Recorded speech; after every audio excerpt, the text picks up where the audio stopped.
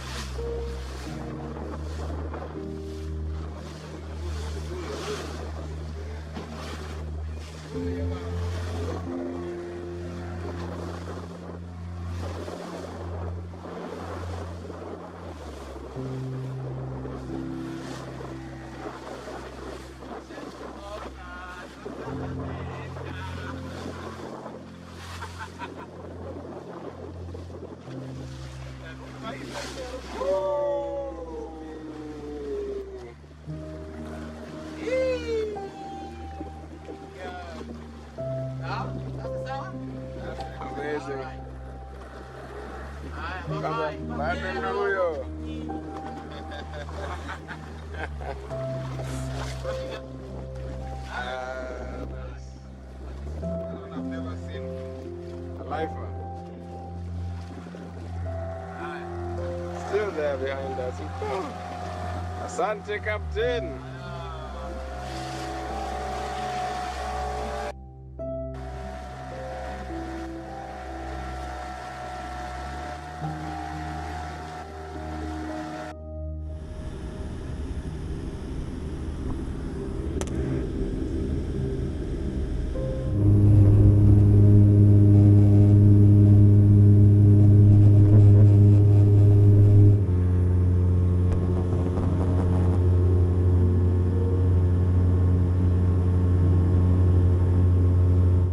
Kwa usalama wako na abiria mwenza, tunakuomba uendelee kukaa na kutulia kwenye kiti chako huku ukiwa umefunga mkanda wa kiti chako hadi pale ambapo ndege itakaposimama kabisa.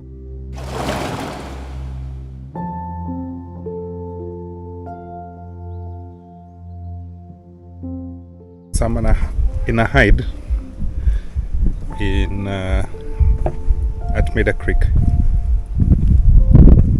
and the ocean will at high tide will come all the way till here, and I'll be timing the birds as they come. So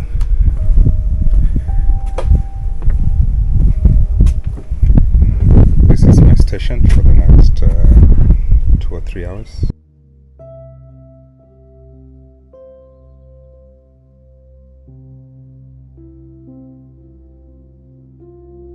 The coastal area in Kenya has some really good birds, some quite rare, and it's always fascinating to go down to the coastal region and spend time there.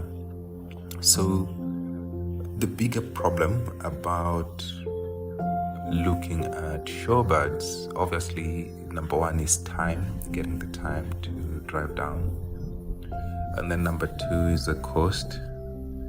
To get a boat which can allow you to go quite deep in is not easy. It's expensive as well. So one way is to get a good number of people who are willing to chip in, and it's always fun being many people at the same time. So we arrange for such, we call these pelagic trips, to look at birds which are deep in the sea. But the whole process of going down at the coast is exciting in itself. So typically you pick a plane, a bus, a train, or you drive down. And then when you're down at the coast, as you wait for everybody to catch up, you go to Arabuko Sokoke forest, where there is beautiful birds always. And it's always a pleasure seeing the Sokoke scops owl.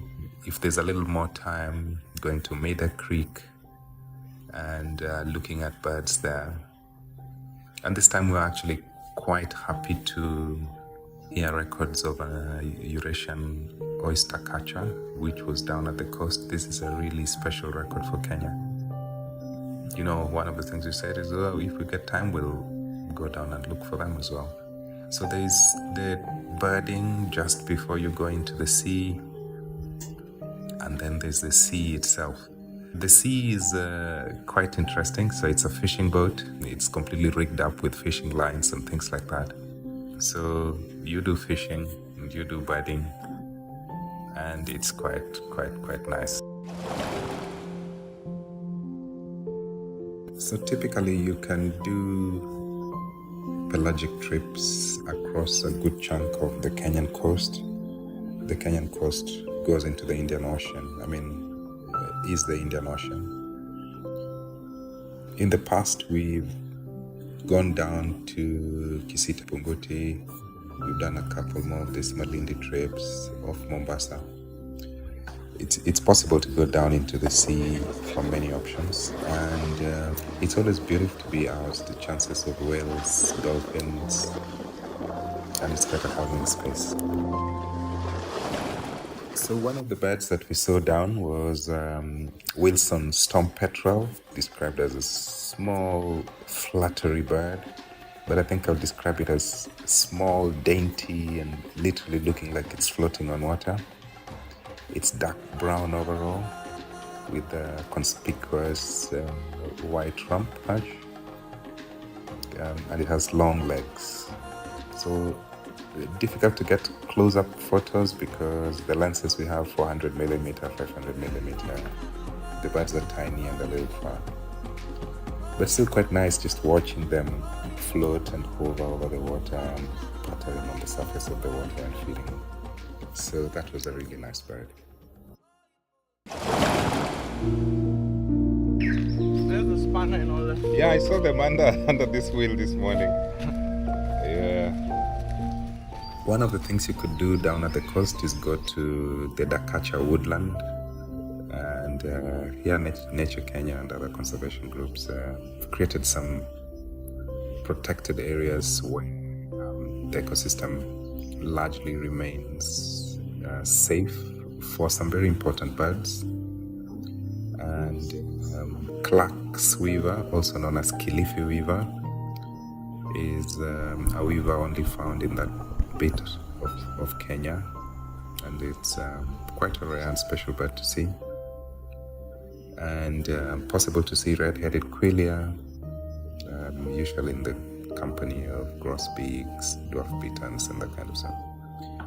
But there are other wetlands which are near, and just spending time in the wetlands is also quite exciting always. So those are some activities you could do down at the coast.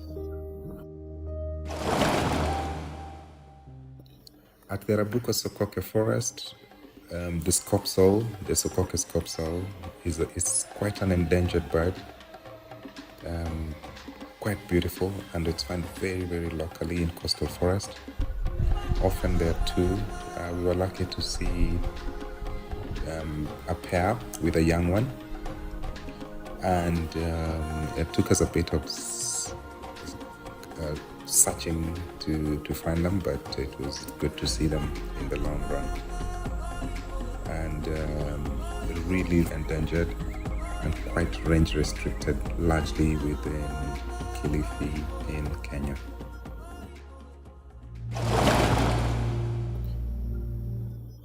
So principally because it's expensive, it's difficult to get into the sea, and it's never always calm. Sometimes it's stormy. There's really little opportunity for doing pelagic kind of trips. So anytime there's an opportunity for such, linking up with a couple of people to cut costs and explore the different species that are out, it's something that is very rarely done in Kenya. I think there are probably, less than 3 in a year. So that's excellent birding, very good birding, and very special. So that's what makes these pelagic trips great.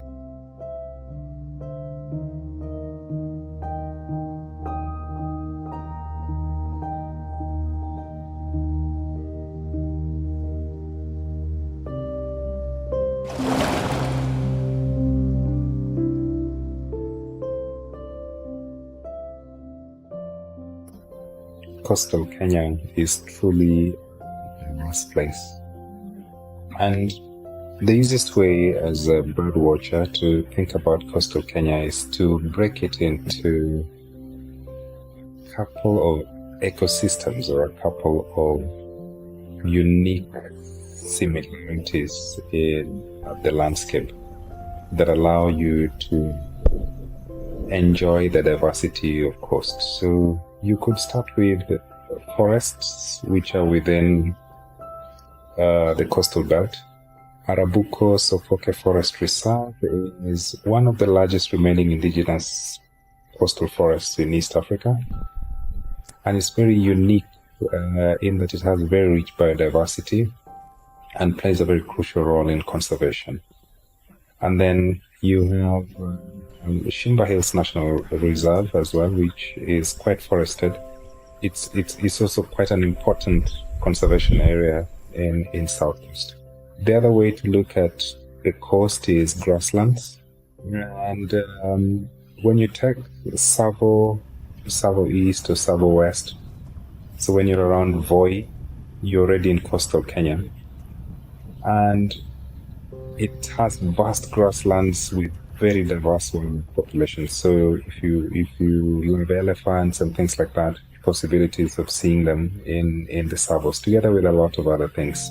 But as a bird watcher, the grasslands present an interesting corridor. You'll find some very interesting sparrowlarks. You'll find some very interesting weavers within that particular ecosystem. And then the more obvious one, which is the marine ecosystem of the Kenyan coast, is largely the whole maritime, the whole space which is within the Indian Ocean and that borders the Kenyan coast. So from Watamu Marine National Park all the way to Kisite Mpungoti Marine National Park, you find a completely different set of birds living in that place. If you want shearwaters, you want boobies, you want that kind of birds that specialize in living in water, then you'll find them in that particular place.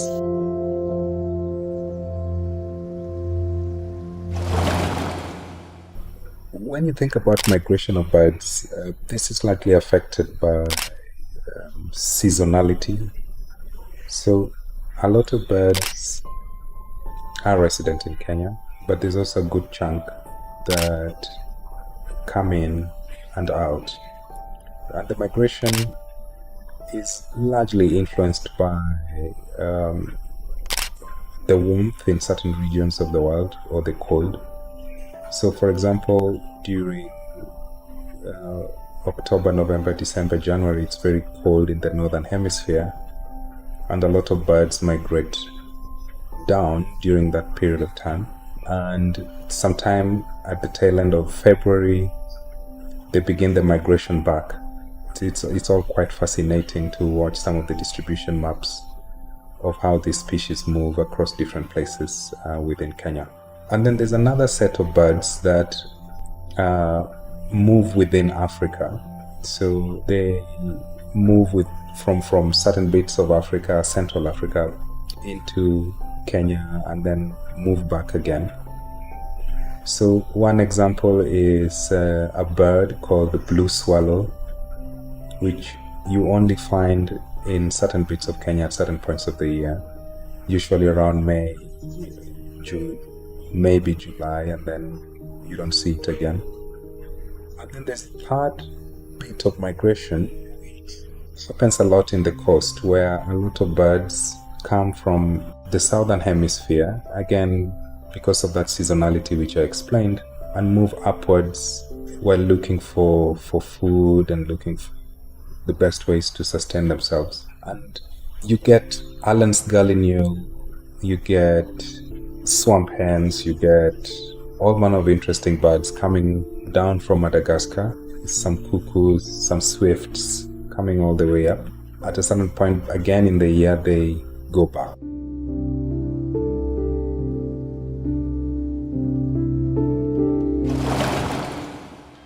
The other nice bird that we saw was a lesser nodi. A lesser nodi is a tern-like bird and very similar to other nodis. And what was interesting this time is it's quite a hard bird to see, and this one bird just flew right up to the top of our boat sat there next to us as the team, took loads of selfies next to the Nodi, and that was quite good.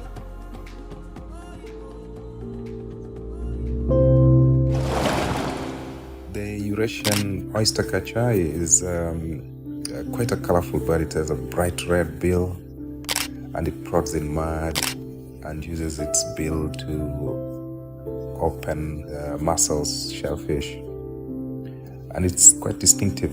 The red bill is difficult to miss, plus the pink legs. There have been very few records of this in Kenya, so seeing the Eurasian oyster catcher, that was quite good. The red-necked phalarope, it's a small shorebird. It's quite a dainty bird. It floats almost like a duck in the water. Largely known for spinning really crazily in the water to stab small invertebrates which it eats. And this time we were in one of the salt pans, and in those spaces good numbers of birds congregate.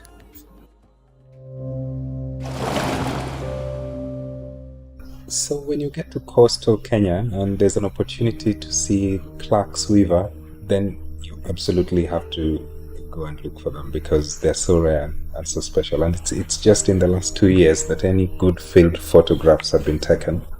So now you get a bit better imagery online on some of the photos, which is quite a mystery bird. It still is. So there are other people would be quite unhappy if I didn't mention that many of the large rivers coming from central Kenya flow down into the Indian Ocean. The estuaries, the places where the rivers meet the oceans, are very important points of congregation. Different birds that could be migrating or could be resident. So the Tana River and the whole estuaries around that space. One other interesting birding point that we always go to is Sabaki as well. And those estuaries are quite important because they're rich in nutrients and minerals, which are obviously flown down from up country, and creates quite a unique habitat with a lot of mud floods, which are very good for sandpipers. The other, which is very unique to coast as well, is what are called the kayas. These are traditional forests that are preserved by the Mijikenda. The Mijikenda are the communities that live within the coast. So traditionally, they had a way of turning certain forests to be sacred, or declaring certain forests to be sacred for their own purposes, and these are called kayas. So kayas also present a very interesting way of conserving forests within coastal Kenya. Now, Kenya is super diverse, and this particular time we're getting into coastal Kenya, and a couple of very special birds to see around. Coastal Kenya is also interestingly home to two species very data deficient. So the nominate subspecies Apalis chariosa, which is Apalis chariosa chariosa, and then there is Tana River cysticola. That the only thing that's available is a specimen in a museum. Coastal Kenya is a super special place, beautiful, varied geographically, and very nice. So some of the people involved in conservation within the Kenyan coast, obviously Kenya Wildlife Services, they control a lot of the area where a lot of birding takes place, national parks and things like that, including the marine parks. But there's Nature Kenya, which is actively involved in conservation. There's an organization called Arocha. It's an international Christian conservation organization which is working in huge collaboration with communities at the Kenyan coast. there's quite a lot of people in different places that have the capacity to talk about the different biodiversity concerns within the coastal area, and maybe we'll talk about that in the future.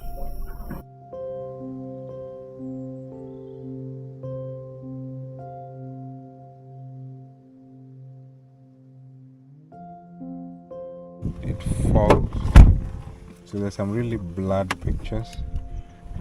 So warming it up, let's see what happens in the next hour or two. Put it on the sun like this.